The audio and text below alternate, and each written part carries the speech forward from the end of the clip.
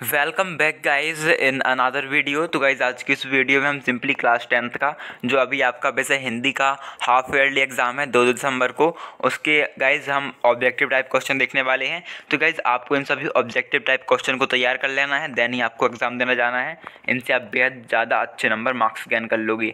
आपका पहला क्वेश्चन आप देख सकते हो, उद्धव ने गोपियों को क्या संदेश दिया। ठीक है, तो आपका इसमें राइट आंसर क्या हो जाएगा का नंबर का देख सकते हो। तो उद्धव ने गोपियों को योग साधना का संदेश दिया। ठीक है, सेकेंड क्वेश्चन जो आपको सेम देखने को मिल सकता है वो है श्रृंगार रस का स्थायी भाव क्या है। तो क्या है, श्रृंगार रस का स्थायी भाव रति है। ठीक है, तीसरा क्वेश्चन है कस्बे के चौराहे पर किसकी प्रतिमा लगी थी। तो कस्बे के चौराहे पर आपकी सुभाष चंद्र बोस की प्रतिमा लगी थी। ठीक है, चौथा क्वेश्चन आपको तैयार करना है, बाल गोविंद भगत साहब किसे कहते थे। तो बाल गोविंद भगत साहब किसे कहते थे, ये कहते थे साहब कबीर को। ठीक है, देन आपका फिफ्थ क्वेश्चन है मुँह की खाना का क्या अर्थ है। तो मुँह की खाना का अर्थ है पराजित होना। और छठवां क्वेश्चन है भोलानाथ का वास्तविक नाम क्या था। तो वो था तारकेश्वर नाथ। गाइस सभी के सभी क्वेश्चन तैयार कर लेना, देन ही आप एग्जाम देने जाना। आई होप यदि आप इनको तैयार कर लोगे तो आप 32 में से ऑलमोस्ट 25-26 नंबर तो ले ही आओगे। 30 नंबर भी ला सकते हो आप ऑब्जेक्टिव में, यदि आप इन ऑब्जेक्टिव को तैयार करके जाते हो। तो वीडियो को लाइक कर लेना, शेयर कर लेना, और पहली बार आ रहे हो तो सब्सक्राइब भी कर लेना। ठीक है, देख लो खालिस्तान में देखना पहला क्वेश्चन, तो वह श्री कृष्ण खालिस्तान पढ़ाए थे। तो श्री कृष्ण राजनीति पढ़ाए थे। दूसरा है खालिस्तान कैसे गाऊं मधुर चांदनी रातों को। तो उज्ज्वल गाथा कैसे गाऊं मधुर चांदनी रातों की। एंड थर्ड है महाकाव्य में जीवन का खालिस्तान चित्रण होता है। तो महाकाव्य में जीवन का समग्र चित्रण होता है। श्रृंगार रस का स्थायी भाव तो रति है। नेताजी का चश्मा गद्य की विधा है तो कहानी विधा है। कर्म वाच्य में क्रिया है तो कर्म वाच्य में कर्ता की में क्रिया कर्ता के अनुसार होती है। ठीक है, जॉर्ज पंचम की मूर्ति पर खालिस्तान नहीं है। तो जॉर्ज पंचम की मूर्ति पर नाक नहीं है। ठीक है, देन आपका नेक्स्ट क्वेश्चन देख लें, तो ये भी आईएमपी जोड़ी है आपके लिए, पढ़ लीजिएगा। गिरजा कुमार माथुर, तो गिरजा कुमार माथुर आपकी नई कविता के कवि हैं, है ना। वीर रस, तो वीर रस को क्या है, उत्साह है, इसका स्थायी भाव है स्त्री शिक्षा से। तो स्त्री शिक्षा से आपको क्या समझ में आ रहा है कि स्त्री शिक्षा का पाएगा आपका। ठीक है, स्त्री शिक्षा आपको कहा जाएगा देश का गौरव बढ़ेगा।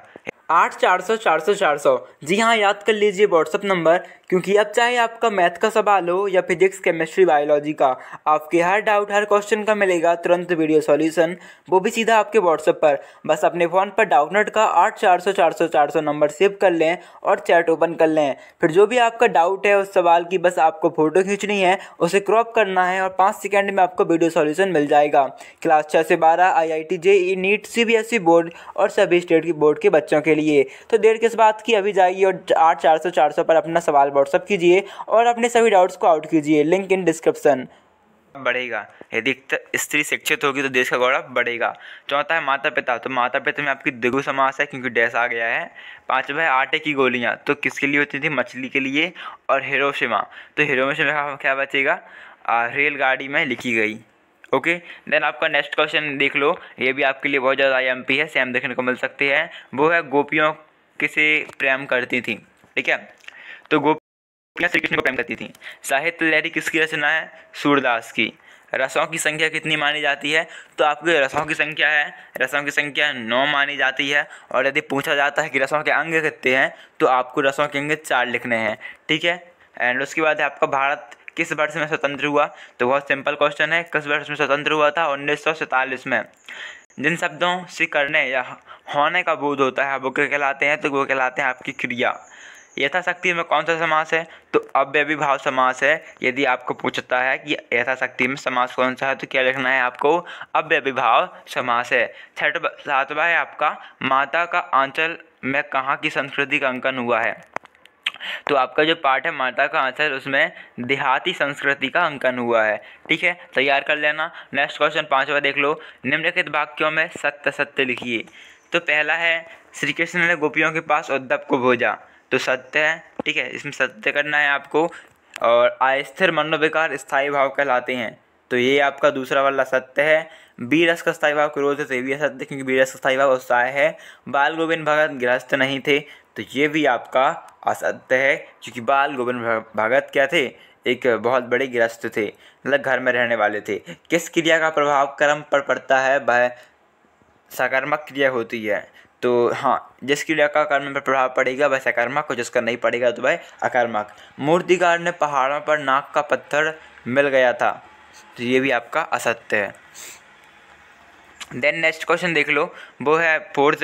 निम्नलिखित प्रश्न के उत्तर एक शब्द में या एक वाक्य में लिखिए। तो सीता स्वयंवर में राम लक्ष्मण किसके साथ गई? स्वयंवर में राम लक्ष्मण किसके साथ गए थे? तो किसके साथ गए थे?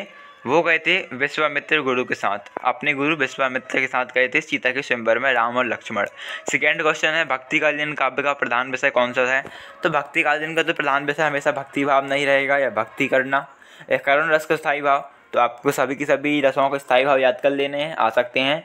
तो करुण रस का स्थायी भाव क्या है आपका? वो है आपका शोक। ठीक है। फादर कामिल बुल्के का निधन किस बीमारी से हुआ था? तो जहरबाद एक नामक बीमारी थी, है ना, जिससे फादर कामिल बुल्के का निधन हुआ था। समास के कितने प्रकार होते हैं? समास के आपके 6 प्रकार होते हैं, बिल्कुल मत भूलना, मोस्ट IMP क्वेश्चन आएगा ही आएगा। ठीक है। 5वें का 6वां देख लो यार, एक से अधिक अर्थ देने वाले शब्द के कहलाते हैं अनेकार्थी, और जिसका कोई अर्थ ना हो क्या करते हैं, मतलब बेअर्थ, या लिख सकते हो आप अनार्थी। या देन है 7th क्वेश्चन, अज्ञे ने जापान में हुआ विस्फोट पर कौन सी कविता लिखी? तो हिरोशिमा, ये जो जापान में एक विस्फोट हुआ था परमाणु बम वाला, उसने अज्ञे ने जापान में लिखा था हिरोशिमा नामक बुक में। ठीक है। क्वेश्चन नेक्स्ट देखते हैं आप, तो वो है वाक्यों के उत्तर सत्य असत्य में दीजिए। परशुराम के क्रोध को देखकर लक्ष्मण डर गए, बिल्कुल असत्य, परशुराम ही डर गए थे कहीं ना कहीं।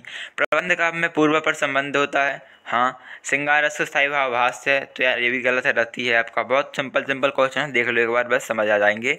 मानव संस्कृति अविभाज्य है, हाँ बिल्कुल अभाज्य है, मतलब कोई टूट नहीं सकता। सप्तऋषि में कर्मधारय समास है, सही पढ़ लो, नहीं है।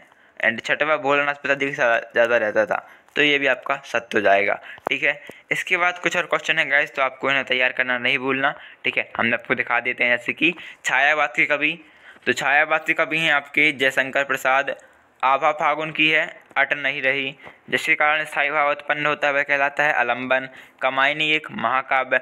मन्नू भंडारी के पिता को खालिस्तान कहते हैं, तो मन्नू भंडारी के पिता रसोई को भटियार खाना कहते हैं। क्या? भटियार खाना। और पंचवटी खालिस्तान का समास उदाहरण है, पंचवटी द्विगु समास का उदाहरण है। कभी कभी लेखक खालिस्तान दबाव में भी लिखता है, तो बाहरी दबाव में भी लिखता है। इसके बाद आपकी हैं यहीं पर हम क्या देख सकते हैं, एक शब्द एक वाक्य में उत्तर लिखिए। तो ये लास्ट क्वेश्चन आपका सर पढ़ के जाइएगा कि आपके पाठ्यक्रम में जयशंकर प्रसाद की कौन सी रचना है? जौन सी रचना आप लिख दीजिएगा, मतलब कौन सा ही पाठ हो जयशंकर प्रसाद द्वारा लिखा। आग किसके लिए होती है? तो आपका पहले का उत्तर है आत्मकथ्य। आग किसके लिए होती है? रोटी पकाने के लिए होती है। शांत रस का स्थायी भाव निर्वेद है। नेताजी की मूर्ति पर सरकंडे का चश्मा किसने लगाया? तो किसी बच्चे ने लगाया था। एंड क्रिया की विशेषता बताने वाले शब्द को क्या कहते हैं? तो वो कहलाते हैं यहाँ पे क्रिया विशेषण। मोहन भी आ जा रहा है वाक्य में निपात शब्द कौन सा है? भी। नाक किसकी घोतक है? मान सम्मान की। सो गाइज आपके मोस्ट IMP ऑब्जेक्टिव थे, यदि आप इन्हें पढ़ के जाओगे तो आपको साइंस के जैसे ऑब्जेक्टिव फंसे थे बहुत ज़्यादा, सेम इसके उससे ज़्यादा फंसने वाले हैं, तो तैयार करके जाइएगा। आई होप आप बहुत ज़्यादा नंबर गेन कर लोगे। So guys thanks for watching and keep supporting us.